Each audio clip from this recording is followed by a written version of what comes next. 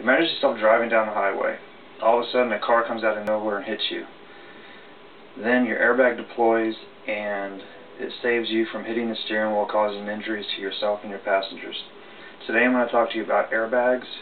I'm going to give you a short history about airbags, the advances in airbag technology, and also dangers of airbags.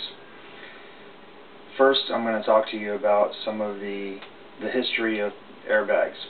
There was two inventors, according to Consumer Affairs, an article, Short History of Airbags, John Hittrick and a German inventor, William Lither, who were the first to develop the inflatable cushion, as it was called back in 1952. Also, an inventor, Alan Breard, developed the sensor that is built into all vehicles even today that tells the airbag that there has been an accident and to deploy. GM and Ford were the first two manufacturers to start manufacturing and developing airbags back in the early 1950s. Mercedes-Benz was also there in 1967 to have airbags. The federal government had a mandate called Automatic Occupant Protection System that mandated that all vehicles by the model year 1998 had to have airbags in them. Now that I've told you a little bit about the history, I'd like to tell you some of the advances in airbag technology.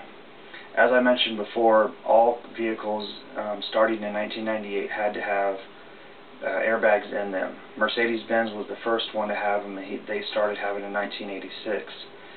In an article done by Cars.com in 2010, since 1998, airbags have saved 28,000 lives. They've also cost the lives of 219 people. In the same article, 219 people have died. Airbags are placed in all types of areas. They're placed in the steering wheels, the passenger side compartment. They're placed in the headrails, the seats, and even on the doors. They can explode with a speed of up to 200 to 300 miles per hour in less time than it takes you to blink, in less than 40 milliseconds. Now that I've told you some advances of airbags, I'm going to tell you a little bit about the dangers and how to avoid them.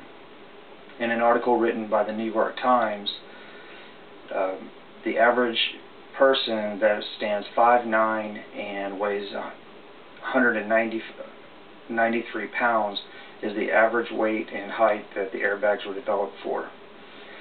Also, by the safety standards, they tell you not to hold your steering wheels at 10 and 2 to actually hold, or excuse me, 11 and 2 to hold the steering wheel at 10 and 3, and never hold it at 12. This way the airbag has an area to deploy and is not going to harm you. Also, not only are the occupants in danger, but first responders are also in danger.